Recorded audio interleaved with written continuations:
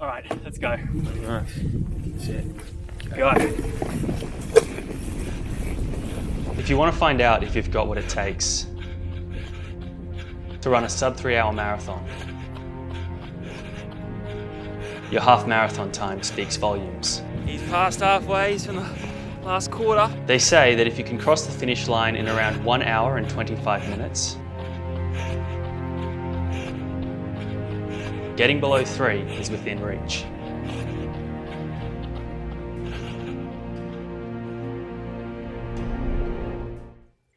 You gotta love waking up on race day morning with a rock solid 7 or so hours sleep, feeling fresh and ready for what's to come. A few bananas, plenty of water and a shower later, and it was time to hit the road to the starting line. It's currently about 5:40 or so, riding towards the cemetery.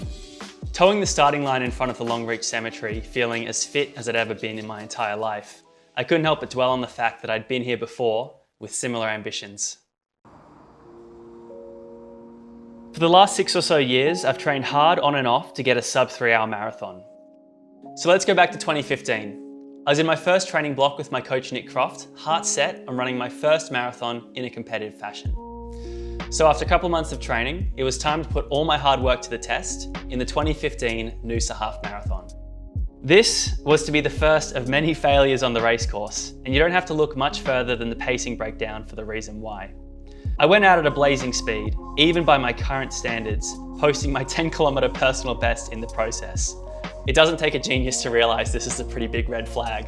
On top of that, I made the brilliant decision to not drink any water or take in any gel or nutrition, fearing that anything other than one foot in front of the other would throw off my focus and kick off a downward spiral. Next thing I knew, I was being picked up off the bitumen by paramedics and whisked off to the nearest hospital in an ambulance.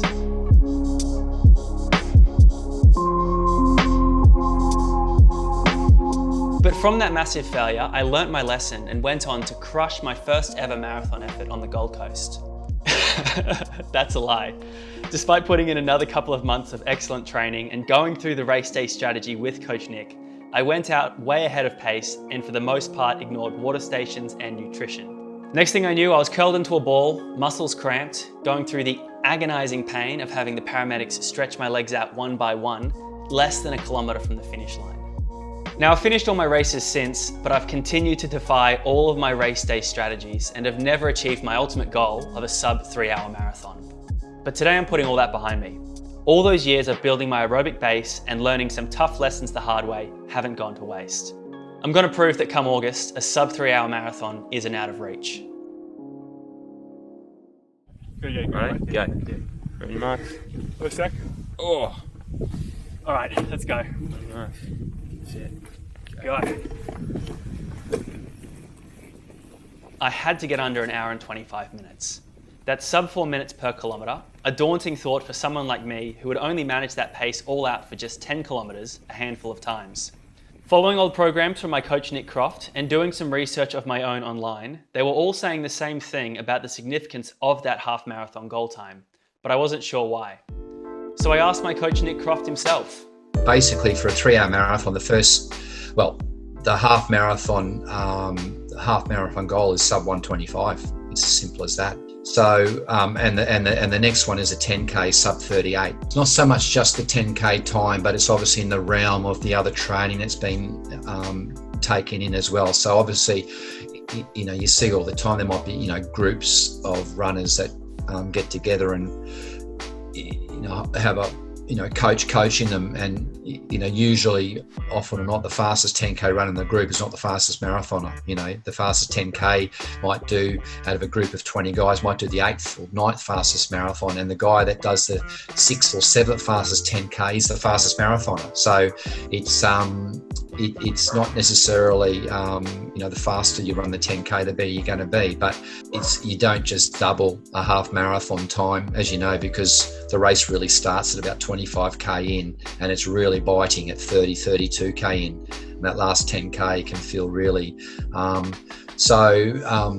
the fact is, you've obviously gained some strength and endurance as you've got older. So that's one benefit of getting older, is that you do get that with more duration. and more time in the legs and what have you. The speed, the top end can sink a little bit, but at the end of the day, the fact is your longer run is the thing that's sort of been making the big difference for you. Since the last few years when you did the last prep for this, that you've just got that more endurance, more mature pacing. Is probably a little better. I love running because it can be such a solitary sport. Just you, your thoughts, maybe some tunes, nature, and kilometers of open road or dirt track. That may be the case most of the time, but it would be incredibly selfish of me not to see my years of running as a team effort. From running laps of the footy field with Dad and him taking me to Nick Croft's running squad in primary school, to Mum driving me to my races in Brisbane and the Gold Coast to this day, I've had friends and family come from near or far to cheer me on, and sometimes even go a bit further than that. Take my good buddy Ben, for example. Yeah, this morning, bright and early with Dan.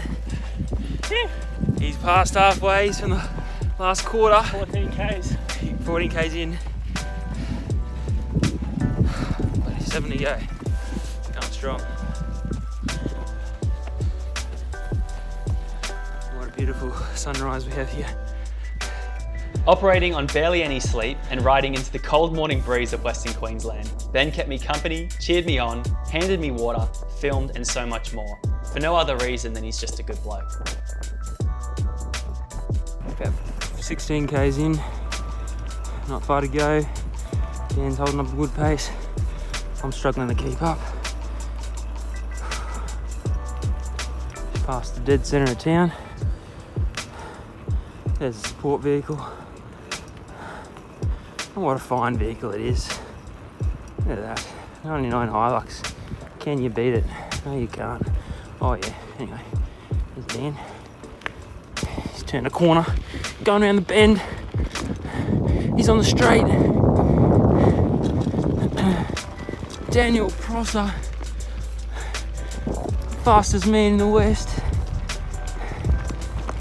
He's bloody laying it down. Watch out for the marathon, folks. Here's the man to beat. Oh, I think he needs some water.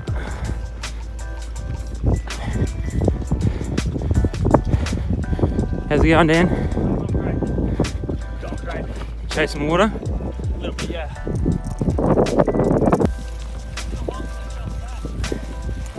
He's still holding himself back.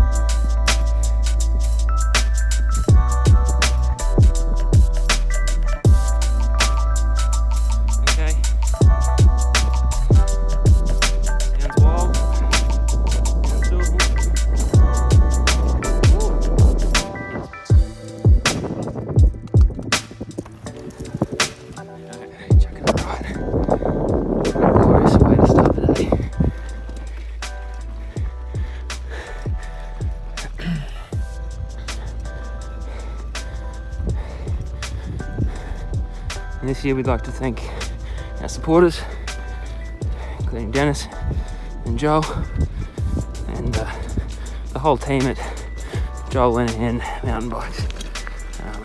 These bikes, you just can't go wrong. Often they've sat there for 5 years, they're being used, and that just builds the capacity of these bikes that wound up ready to go, getting me through. I'm rolling. About 17 and a half Ks in. Alright. Probably from 12K. My left leg started feeling. That's what I thought the lactic acid was, but it's something more akin to pain now. But around the 15K mark, I think, in my last half, that I really went for it on. That's when it all fell apart, so there's no way that it's bad enough to sort of take me back there, which is good. Good. A little bit of lactic acid building. I think, I'm not too sure what's on my left lower calf is lactic acid, but it's not really too bad. Okay.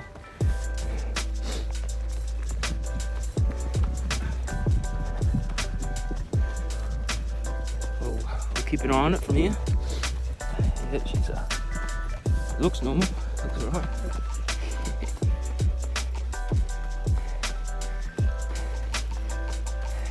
Us on the open road.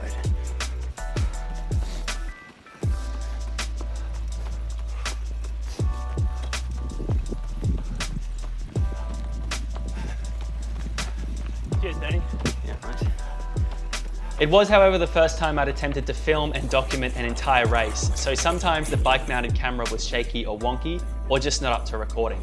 So we missed the final moments of the race, but luckily Ben was on hand to catch the moments immediately following me crossing the finish line. All right.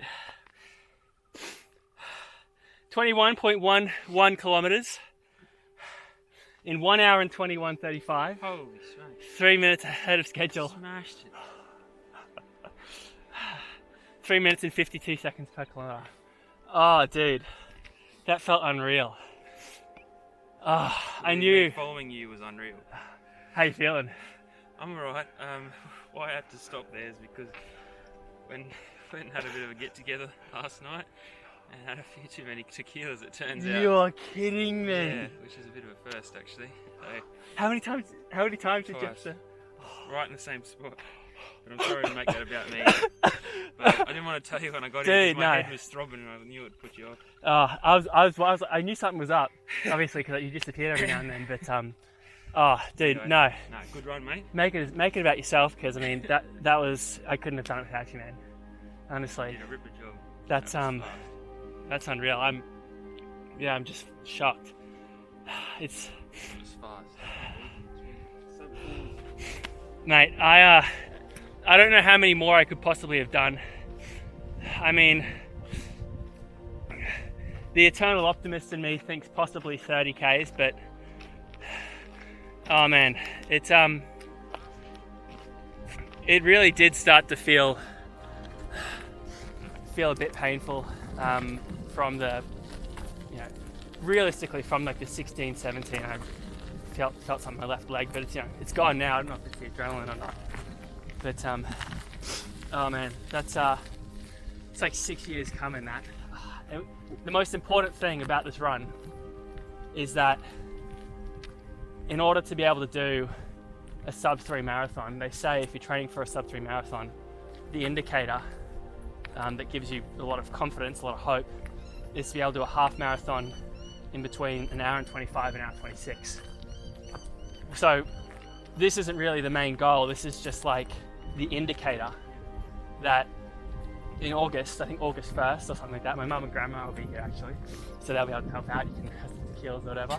Although I'll humbly request your services again, because it was the thing about running every other day of the week is I can do it by myself, and just go and have some time, cruise around. But really important moments like this for me, like this is the run of my life basically. Really important moments like this, I'm so grateful for people like you, man, seriously. To witness. Oh. Sorry, I wasn't better order. No, you're perfect, dude. I was totally hydrated. It was fun to be able to, I was glad I was able to talk. I knew I'd be able to talk, just from how it felt early on. All the way I was holding back. Every single kilometre I had to slow. There was a section where I'd slow down just to sort of not go over the limit too much. But yeah, no, thanks so much, man. It's pretty special for me. Oh no, I'm thought it out. I'll probably cut half of this rambling, but beautiful scenery that we did it in this morning. Anyway, I'll collect my thoughts and check back in a bit. But pub feed, lunch. So you probably don't want to drink again. But anyway, thanks for coming with me. I'll see you soon. This is part 1 of a series I'm calling Below 3, which will chronicle my efforts of getting my ultimate goal of a sub 3 hour marathon. Thanks for watching.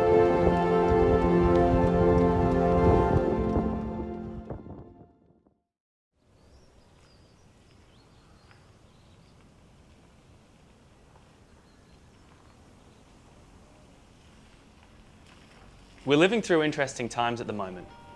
Once bustling streets and places typically filled with tourists reduced to ghost towns during the height of the pandemic in Queensland. We haven't felt the devastating physical toll of the virus here in the outback. In fact, for the most part, we've been really lucky. But that doesn't mean it's been business as usual. As far as sport, and in particular for me, running goes, the already limited selection of events have all but dried up like the cracked brown land I train on. This has posed an interesting challenge for myself and other runners deep into a training block with their heart set on testing their limits and going for some all-time PBs. Now, I'm not someone that needs motivation or an end goal to go out and do something I actually enjoy doing, but I do get a kick out of competition, so having something meaningful I can work towards and strive for will always bring a little bit more out of me rather than just moseying around for fun. So, faced with no events, no training groups and no races, I've decided to make something happen myself. And thus the 2020 sub 3 hour marathon journey begins.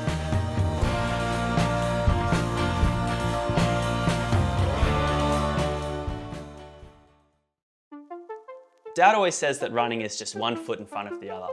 And in the usual circumstances, those are words to live by. But to make my running dream a reality, I'll have to put a bit more thought into this than usual. There are two main challenges, training and the course itself.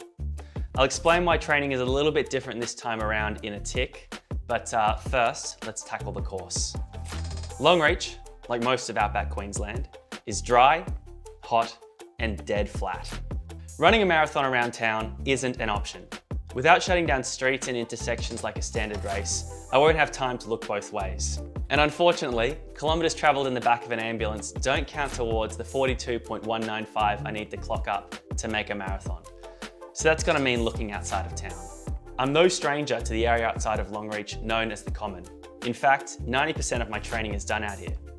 Despite it being mostly flat, underfoot is a mix of dirt, sand, rocks, and the odd kangaroo carcass. So the trick is finding somewhere reasonably fast and ensuring there is a central point I can pass for myself and my support crew to top up on nutrition. It's taken me many weeks of scouting and trial running, but I think I may have found the final destination.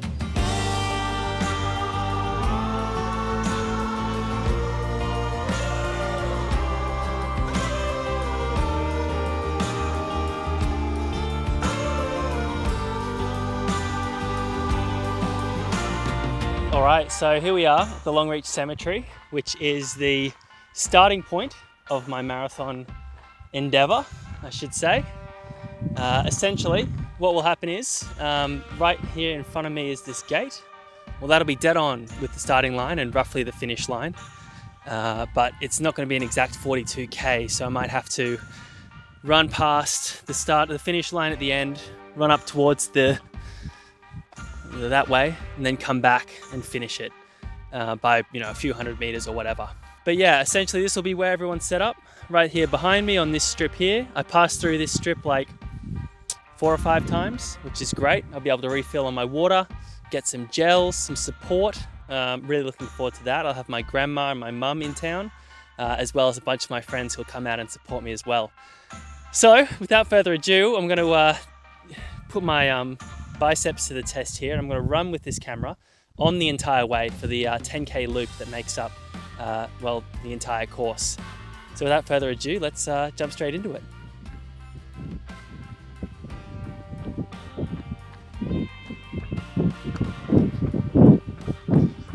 All right, so the start is pretty simple. It is a long straight road for the first kilometre and a bit, and from there you'll see we jump on to an off-road section. Now, while I mosey about the course and interject occasionally with points of interest, let's talk training. Months ago, when I started running again, I dusted off some of my trusty old programs from my days of training under triathlon champion and all-round good bloke Nick Croft, and started making my way through them week by week by myself. But when I really got serious about the sub 3 hour marathon, I came to realize this wouldn't be enough, as I had a lot of questions and needed a strategy to follow on race day, as well as in the lead up. So I gave Nick a call and we got stuck into the nitty gritty of why my running program functions the way it does. So most people have a goal race or an event or several that they want to achieve, or if they do a lot of different distances in running, for example, where they might go up to the half marathon or beyond, they have their obviously goal distances or their best results over, say, 5 or 10k, half marathon, marathon. So depending on what the particular goal might be at the end of a phase or a block, then making sure you have an idea of what that goal is going to be, what their current run fitness, ability, speed over various distances is, so you can realistically set paces for runs that are what we call interval or more speed type sessions, or a tempo session, which tempo is for example, if you're running a marathon and like yourself, your goal is to do the 3 hours, well, the tempo pace is still a good 20-25 seconds a kilometre faster than your actual marathon pace.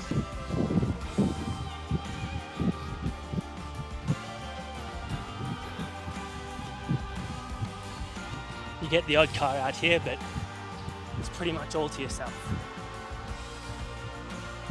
And here we are, actually, right at the end of the loop, one of the top ends of the loop, turning now into some softer stuff, but still, all in all, pretty good. We're heading into what locals call the common. Basically, it's just a big free open area. People are just stock out here. You'll have kids on motorbikes, people in their four-wheel drives. They'll come and camp out here as well.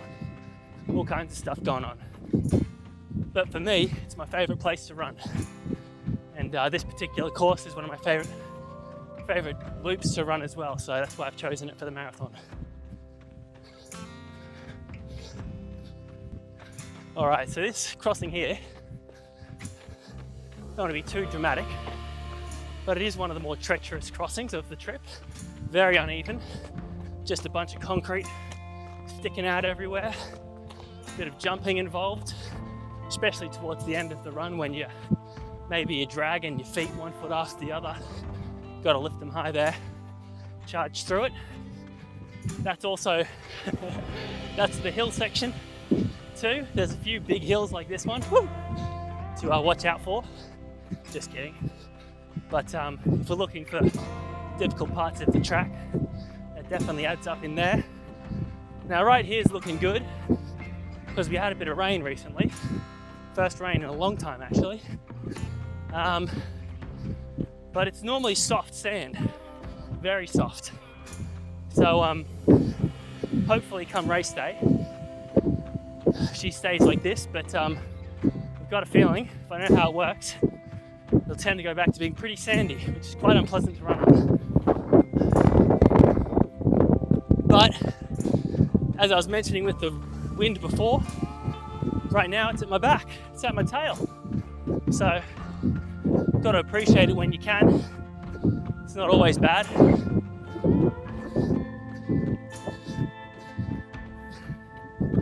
But also, when I'm doing interval training, fartlek and all that kind of stuff, this is where I tend to go.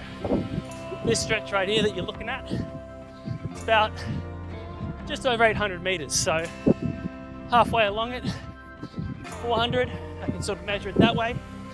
Get my 200s in, 800s are real easy, do some miles. This stretch right here, I'll ride my bike out and do my interval training speed work right here. Extra challenging because the ground isn't normally quite as nice. You can hold tempo for a lot longer than, say, holding if you're doing 1 kilometre efforts at your 5k or 10k pace, or if you're doing what we call a VO2 max pace, where in a line with a VO2 max test, which goes for about 12 minutes, a VO2 max pace is a very intense, and that's probably about the most intense you want to, as an endurance runner, that's probably about the most intense you'd want to sort of make your efforts. That means you would be running to exhaustion at about 12 minutes. So, it might be, obviously people that can run, 3 kilometres at 4-minute K pace, that'd be for them, and that's their max effort. That's for 3K time trial, for example. So a lot of the time we don't run up to 12 minutes at VO2 max pace. We might do segments where we might do a 2-minute efforts with a short recovery, or 3 or 4-minute efforts. So we're getting you to learn how to run faster than your race pace. So race pace seems actually sort of comfortable. Right, as we go through the gates here,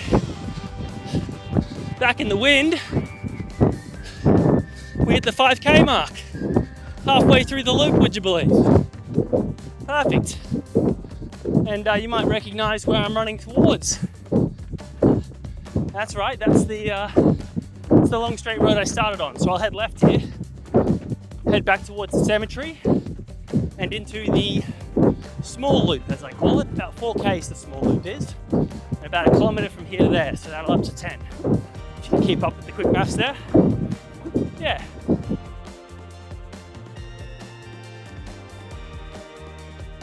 So right along here, probably my favourite part. I'm on bitumen. It's very, very easy to run on, very smooth, flat surface.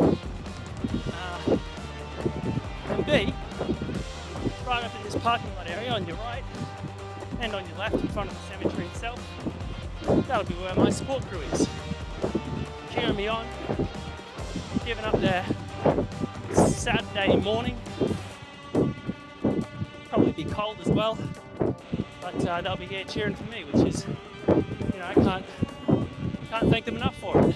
Obviously, there always becomes a point where that race pace is not comfortable, because you're obviously pushing the limits and you're in the last quarter of the race. Generally, you're starting to really feel it at that point, but you wouldn't feel, if you go out at the proper pace and can pace yourself, that first half of the race at a projected realistic race pace you've trained well for, won't feel too, and you're fresh and you're motivated and you're up and you've got the right nutrition and all those things line up.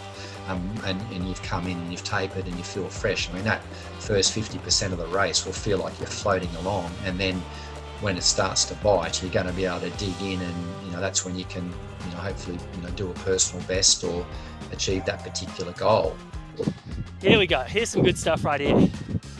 Soft, hilly, rocky. It's a cocktail of everything you don't want, quite frankly. Especially worse, as I mentioned before, that this will be in the last few kilometres of the race, heading towards the finish line, into the wind. Woo! Let's not think too much about that. Whoa! Okay, I didn't sink into the mud there. Clearly the water that's come through has really changed the terrain, but I expect it to be different again on race day. But just ahead on your left is the other end of the loop. So we've been to both tippy top ends. I'll cut this corner a bit to make it a bit smoother. Here we go. Obviously, at the end of the day, for a marathon, the most important session of the week always is the longer run, because it's a strength that you need over strength endurance over pure speed. And as we turn the final corner of loop 1, this car comes my way. That's it. That's the end of the loop. And I'm back. Everyone's cheering. We knew you could do it. You're the king, man. That's right, that's right. Boom. Right at the start again. So there you have it, the marathon course in all its glory, as well as a little bit more of an idea of the training I've been putting in to get my fitness level in the right place. All that's left now is the marathon, which I'll hopefully be showing you a finished version of in the 3rd and final episode of Below 3. Thanks for watching.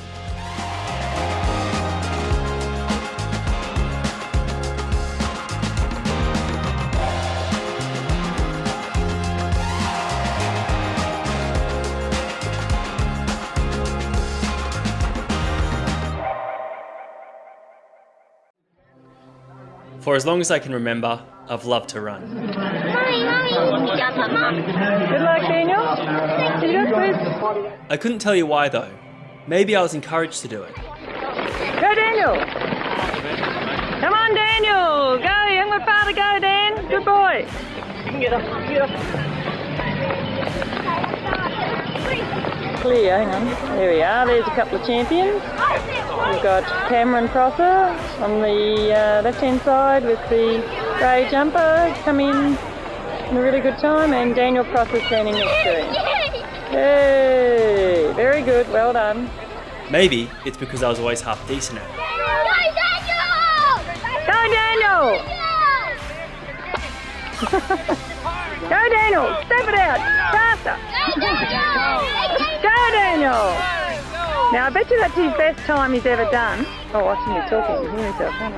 Got the camera on. Now, do you know that is the best he's done for a long time? Oh, look at this little one. Go, sweetie. Is it? I can't say. Good boy, Daniel. Whatever the reason, I've always been drawn to running. Never going too long without tying up the laces and traipsing around.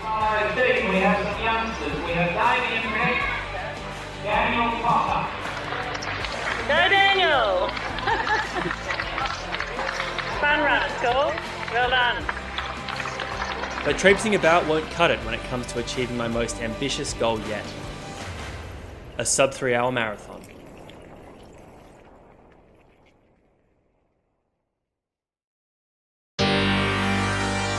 If you've followed my journey so far, you'll know that everything's in place for me to knock this goal out the park. In part 1, I proved my fitness was up to scratch after laying down a blazing half marathon personal best time of 1 hour, 21 minutes and 32 seconds, minutes short of my intended goal of 1 hour and 24 minutes. I showed you how I got there in part 2, detailing the course I'll be running, as well as the training philosophy my coach Nick Croft follows to get me into shape. There's nothing else to do now but put up or shut up. Alright, so it's definitely colder than the half marathon I did in the same place on the same course, roughly the same time, but in the past 20 or so minutes the light has really started coming through. As you can see, that beautiful sunrise that I'll be running into to start the day. You can see just behind me there maybe. No, you can't, too dark. My legs feel absolutely incredible. They feel super duper fresh, really light, really springy, which is great. Everything's going to plan there. Yeah, aside from a little bit of a cold feeling, which will be nice when I start warming up, really warming up. Pretty much perfect so far, can't knock it. After a short briefing session with the crew, the moment had come. Not with any fanfare or starting guns, just a rolling start into the cool winter morning.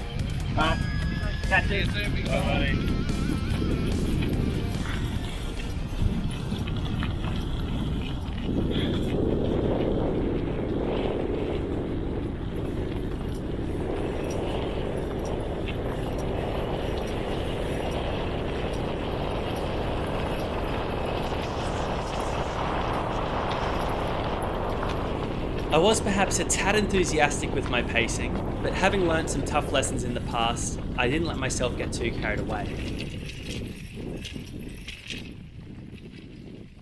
The race carried on like that for the longest time. I was very comfortable just motoring along around the 4 minutes and 10 second per kilometre mark, taking in water every couple of Ks and sucking down a gel every 10 kilometres or so.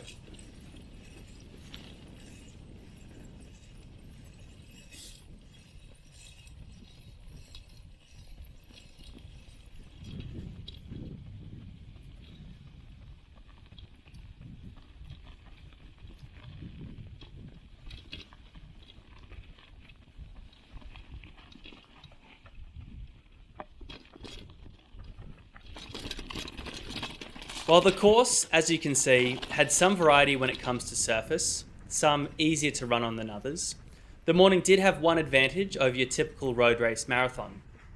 Approaching my home base at the cemetery, I could hear the cheers and messages of support and encouragement from ages away. And passing through the small crowd, I'd offer some glimpse as to how I was feeling, and Ben would pull up to reload on it. supplies for the next big There loop, you go. while I soloed the short loop. Good luck, Dan.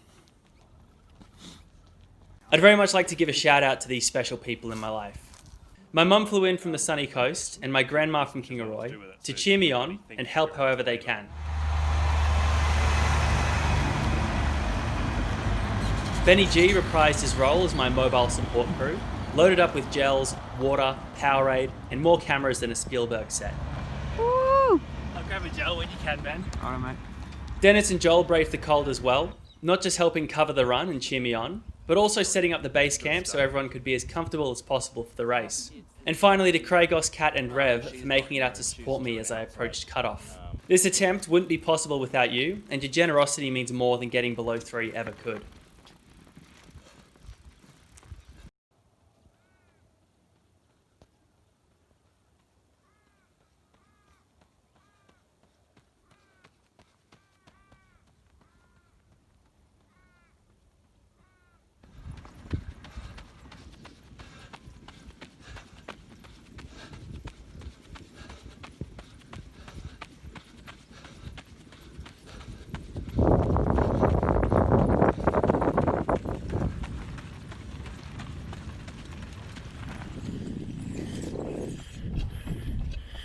He's on the goose. I'm in chalk.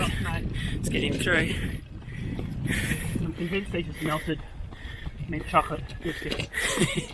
Oh, that's mint slice. Right. But I still had some heavy lifting to do as I passed the 30-kilometre mark. Bit of a workout at the moment. Wind's picked up. Wind picked up. 30 k's in. The next 4Ks will be into the wind. Then we've got an extended tailwind. And it'll be a 4K tailwind. And then I'll finish in the wind, but won't even notice it now. You'll be flying. Up to this point, it had been a breeze. Admittedly, I felt no bounce or life in my shoes as they'd been completely bricked after carrying me over 1,000 kilometres in their lifetime. So as you can imagine, my legs weren't feeling super fresh as I reached the pointy end of the race, where runners typically face the wall. Definitely not going to walk this one in. But it's right there for me, so I'll make the most of it. Enjoy the last 10K. Yep. The worst part, that, and we're past it. After 30 kilometres of just cruising along, striking up conversation with my buddy Ben, I suddenly started feeling fatigued legs. 35. Wow. That's a bloody distance. 30 seconds up. Not much. Fear of God in your bit. What, 30 seconds off a 3 hour? 30 seconds up, ahead of pace. Okay. Alright. As much as I'm still hitting, faster than pace, this doesn't feel like much margin for error. Yep. Oh, it's not, but if you maintain what you got, as you know, you'll be right. Tell you what, it's going to be, before I make that last turn, the stretch is going to be working at it. Yep. At least 11 to the jump. So, I reckon I'm going to, on the last loop, when I'm supposed to finish, I probably have to still run like 700 metres up and back. Yep. To get to point 2 and point 2. So Yep. I'll take the cheers as I pass, but I'll keep running. Yep. Right. I'll let them know. Cheers, man. I'll wave my arms like this if I'm actually on pace. Alright. If you're on distance. On distance. Yeah. With 7 kilometres left in the run, I wasn't convinced it would slow me down enough to fall short of my goal. 4:11. Can't help himself.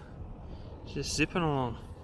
But passing my support crew for the final time at my Longreach Cemetery base, with 4 kilometres to go, my form was worse for wear, my body was burning up, and the reality of how easy it would be to not make the 3 hour time limit started to set in. Thoughts of tripping on the uneven ground of the common popped up. And what if I'd miscalculated how fast I'd have to do the next few Ks, and I crossed the line with juice in the tank, but slower than I expected? Thanks, buddy.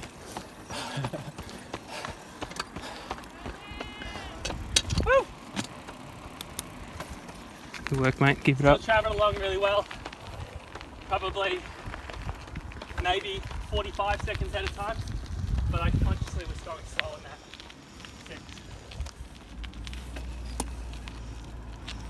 Sorry, Ange. Running. Benny boy. Grinding on physically and mentally, I turned the final corner at the bottom of the loop, beginning the final 2-kilometre charge on soft sand into a monstrous headwind. Two of Australia's great machines, Holden Commodore and Dan Prosser. There he goes. Giving it all I've got, lungs burning and form out the window, the finish line was finally in sight. Come on, Dan! You've done it, mate.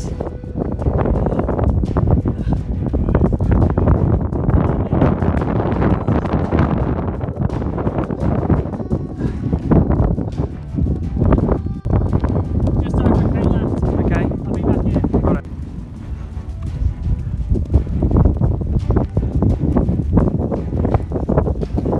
Ride that wind, mate.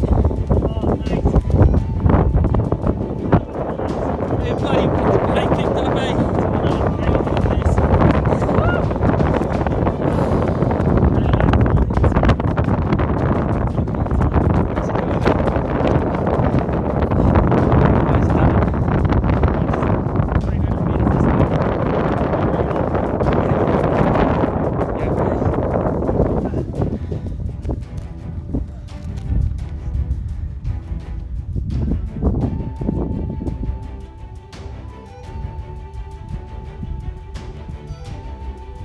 So he's just about to turn around. He's hundreds of metres off finishing his marathon. The wind's picked up. There he goes, he's turned. Here he is. He's got the wind behind him, he's got the smoke behind him. He's got months of training behind him. Whole support crew. Come on, Dan! And Dan! You've done it, mate!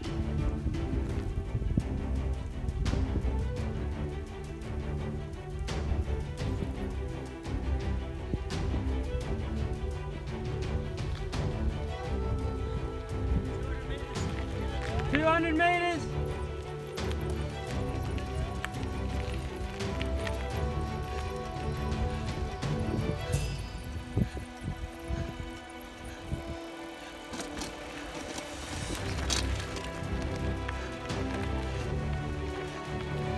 Come down. Look at that finish.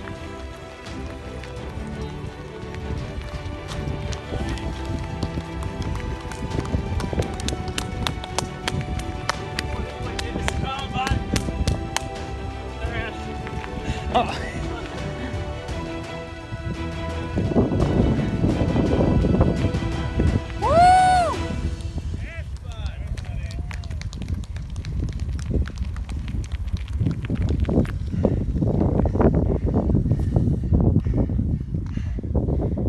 Guess your time, mate. Look at that smile. 2:58. 2:58.